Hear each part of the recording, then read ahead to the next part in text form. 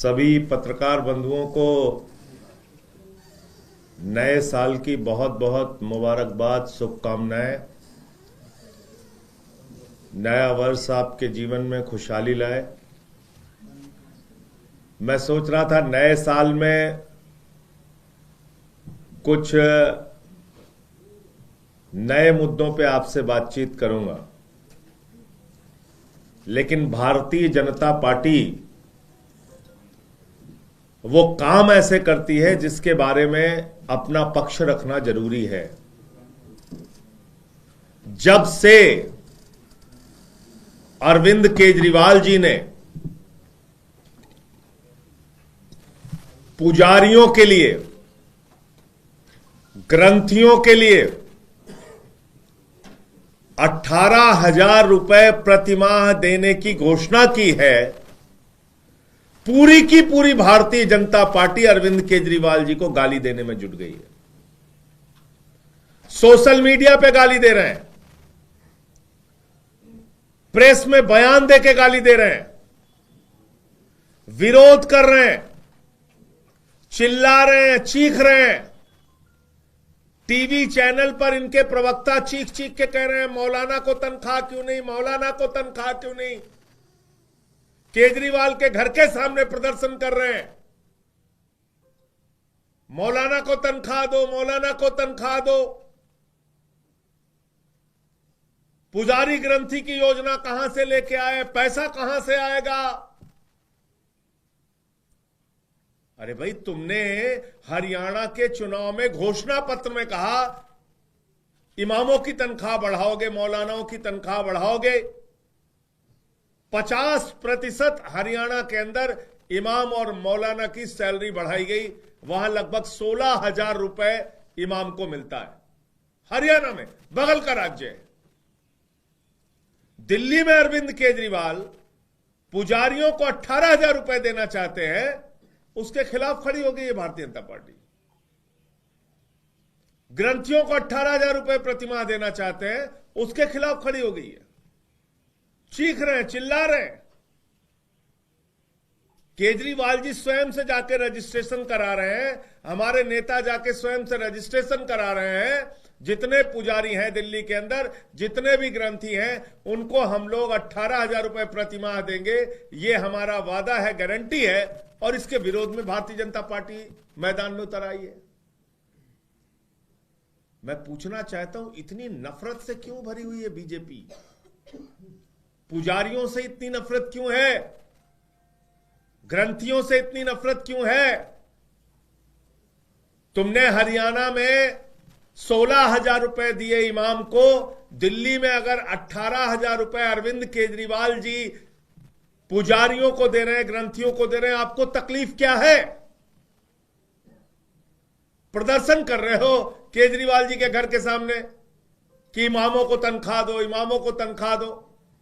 सारे बीजेपी वाले, इनके प्रवक्ता टीवी चैनल पे चीख चीख के, चिल्ला चिल्ला के कह रहे हैं इमामों को तनख्वाह दो, इमामों को तनख्वाह दो। और खुलेआम जिसको कहते हैं बुरे से बुरे स्तर पे जाके पुजारियों और ग्रंथियों को प्रतिमाह 18,000 रुपए की सम्मान राशि देने का विरोध कर रहे हैं। मैं समझता हूं ये बहुत ही शर्मनाक है। पूरा देश भारतीय जनता पार्टी के चरित्र को देख रहा है। पूरा देश नफरत की राजनीति में डूबी भारतीय जनता पार्टी को देख रहा है, इनके नेताओं को देख रहा है।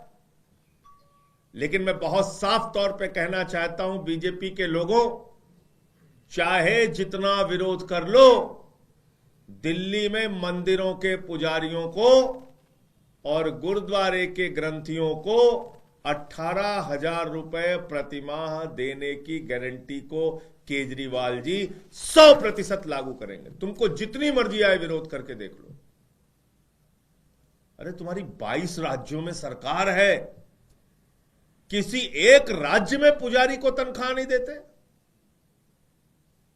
तुम्हारी 22 राज्यों में सरकार है, किसी एक राज्य में ग्रंथियों को तनख्वाह नहीं देते? अगर केजरीवाल का मुकाबला करना है तो मैं बीजेपी के लोगों से कहना चाहता हूं, 22 राज्यों में तुम्हारी सरकार है, घोषित करो पुजारियों के लिए 18,000 रुपए की सम्मान राशि, तुम भी करो। लेकिन तुम्हारे अंदर हिम्मत है नहीं, कुछ कर सकते नहीं, तो विरोध करने के लिए उतर आए हो। मैं फिर दोहरा रहा हूं, भारतीय जनता पार्टी एड़ी से लेके चोटी तक जितना चाहे विरोध कर ले, पुजारियों को और ग्रंथियों को 18,000 रुपए की सम्मान राशि दिल्ली में केजरीवाल जी की गारंटी है और उसको हम लोग लागू करके रहेंगे। मुझे इतनी बात कहनी थी। आपका कोई प्रश्न हो तो आप पूछ सकते हैं। अरविंद केजरीवाल ने मोहन भागवत को चिट्ठी लिखी है 2 मुद्दों को लेकर।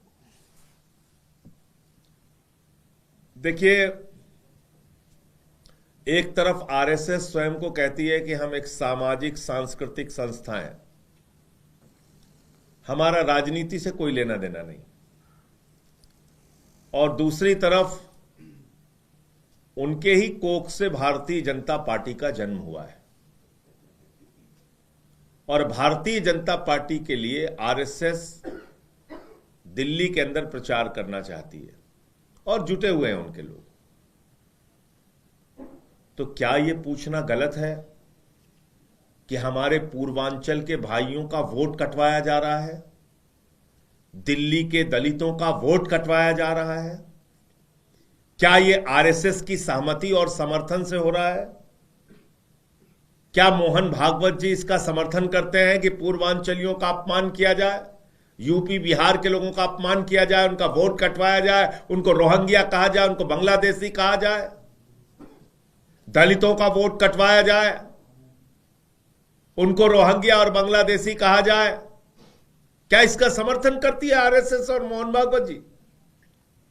दूसरा प्रश्न, आप अपने आप को नैतिकतावादी सांस्कृतिक और सामाजिक संगठन कहते हैं, खुलेआम भारतीय जनता पार्टी का नेता 1100 रुपए बांट रहा है महिलाओं को। नई दिल्ली विधानसभा क्षेत्र से जो अपने आप को संभावित प्रत्याशी बता रहे हैं प्रवेश वर्मा, क्या ये नोट बांटो वोट लो की योजना का आरएसएस समर्थन करती है, मोहन भागवत जी समर्थन करते हैं?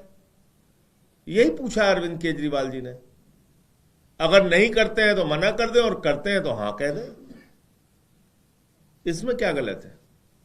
सर, आप ये कह रहे हैं कि भारतीय जनता पार्टी मुसलमानों का और उनके धर्म गुरुओं का सम्मान करती है, जबकि हिंदू, उनके पुजारी और सिखों के ग्रंथियों का अपमान कर रही है। मैं जो देख रहा हूं, जो आपके सामने है, वो बता रहा हूं, और वो ये है कि 50% सैलरी इन्होंने हरियाणा के अंदर इमामों की बढ़ाई, मौलानाओं की बढ़ाई। ये तो सर्वविदित सत्य है, किसी से छुपा नहीं है। खट्टर साहब का सबने सम्मान भी किया और 16,000 रुपए वहां सैलरी मिलती है इमामों मौलानाओं को। 22 राज्यों में बीजेपी वाले पुजारियों को और ग्रंथियों को सम्मान राशि नहीं दे पा रहे हैं। दिल्ली में अगर अरविंद केजरीवाल जी ने 18,000 रुपए की सम्मान राशि पुजारियों और ग्रंथियों के लिए घोषित की है, तो उसका विरोध क्यों कर रहे हैं? मैं तो यह पूछ रहा हूं, आपसे खुद कोई काम होता नहीं, केजरीवाल कुछ करते हैं उसका विरोध करते हो, हमसे सवाल पूछ रहे हो कि बताओ कैसे करोगे, पैसा कहां से आएगा? अरे बेईमानो, याद करो, तुमने बिजली फ्री का भी विरोध किया था। हमने दिल्ली में बिजली फ्री करके दिखाया, केजरीवाल जी ने। बीजेपी ने पानी फ्री का भी विरोध किया था, केजरीवाल जी ने पानी फ्री करके दिखाया। शिक्षा, इलाज, मोहल्ला क्लिनिक, इन सब का विरोध किया था। फरिश्ते स्कीम का विरोध किया था, यहां तक कि सीसीटीवी कैमरे लगाने का विरोध किया था। वो भी काम करके दिखाया केजरीवाल जी ने। माताओं बहनों के लिए बस की यात्रा जब हमने फ्री करना चाहा दिल्ली में, केजरीवाल जी ने हर स्तर पे उतर के उसका विरोध किया, फिर भी हमने वो योजना लागू करके दिखाई। और भारतीय जनता पार्टी क्या कौन सी पार्टी है?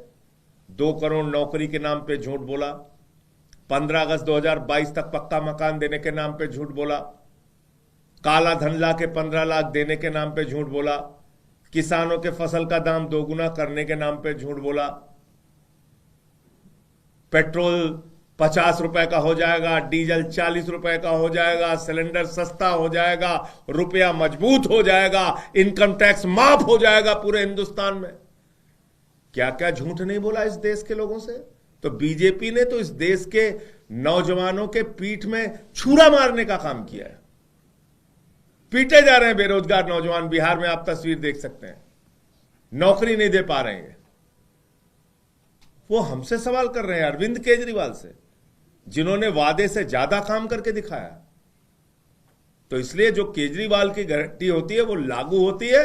हमने लागू किया और सारी योजनाएं लागू करें। सर एक सवाल है सर, प्रेस कॉन्फ्रेंस की थी, उन्होंने वादे गिनाए जो आम आदमी पार्टी ने किए थे, पूरे नहीं किए। ये भी कहा कि आम आदमी पार्टी में भ्रष्टाचार विविधता के रूप में अलग अलग मामलों में अलग अलग। सुधांशु जी से पूछिए उनके परिवार का और उनका स्वयं का 15 लाख आया कि नहीं आया, इतना पूछ के जवाब दे दीजिए। सर कल अरविंद केजरीवाल जी मरकट वाले बाबा मंदिर गए थे। उन पुजारियों का कहना है कि उन्हें ज्यादा उम्मीद नहीं है कि ये स्कीम इंप्लीमेंट होगी और 18,000 उन्हें मिलेंगे, क्योंकि ये एक पोल प्रॉमिस उसे बता रहे हैं। और हालांकि वो होपफुल है, ऐसा उनका कहना है, बट उम्मीद है उन्हें कि मिलेंगे, लेकिन विश्वास नहीं है कि मिलेंगे। इस पर आपका क्या कहना है? तो हर असंभव को संभव करके दिखाना केजरीवाल का नाम है, तो वो इसको भी संभव करके दिखाएं। प्रतीक्षा कीजिए। बीजेपी पे आरोप लगा रहे हैं कि वो हरियाणा में इमामों को तनख्वाह दे रहे हैं, तो दिल्ली में भी दिल्ली वक्फ बोर्ड पैसा देती है। समस्या किस बात से? नंबर 1। नंबर 2, आपके नए स्कीम पे इसलिए भी सवाल उठ रहे हैं क्योंकि 17 महीने से इमामों का 18,000 और 16,000 जो अजान पढ़ते हैं उनका बकाया है, पेमेंट नहीं हो। तो वो देखना हमारी सरकार का काम है, उसको हम देखेंगे। सर एक और सवाल है, मोहन भागवत ने पिछले दिनों कहा था कि राजनीतिक लाभ के लिए मंदिर मस्जिदों का इस्तेमाल बर्दाश्त नहीं किया जाएगा। तो जो अब मुखपत्र है भी आरएसएस का 5 जन ने, उसने भी भागवत के इस बयान का समर्थन किया और कहा है कि उनका एक समाज में स्पष्ट आह्वान है कि किस तरह से समझदारी भरा रवैया अपनाना है। इस पर क्या कहते हैं? देखिए, चित भी मेरी पट भी मेरी चलती नहीं। बीजेपी के लोग खुद बवाल खड़ा करते हैं, सरकार प्रायोजित हिंसा होती है, हिंसा करने वालों को पुलिस की सुरक्षा मिलती है, और भागवत जी कह रहे हैं कि उनको इस सब के बारे में कुछ पता नहीं। तो इस पे सहज रूप से कौन विश्वास करेगा? अगर ऐसा है तो देश में झगड़े फसाद लड़ाई बंद करो। मैं तो कह रहा हूं नए साल में एक संकल्प ले लो कि मोहब्बत की बुनियाद पे हिंदुस्तान को आगे बढ़ाने के लिए आप काम करेंगे। लेकिन हमने देखा उड़ीसा में भी आदिवासी ईसाई समाज की 2 महिलाओं को पेड़ में बांध के मार रहे हैं बीजेपी के समर्थक।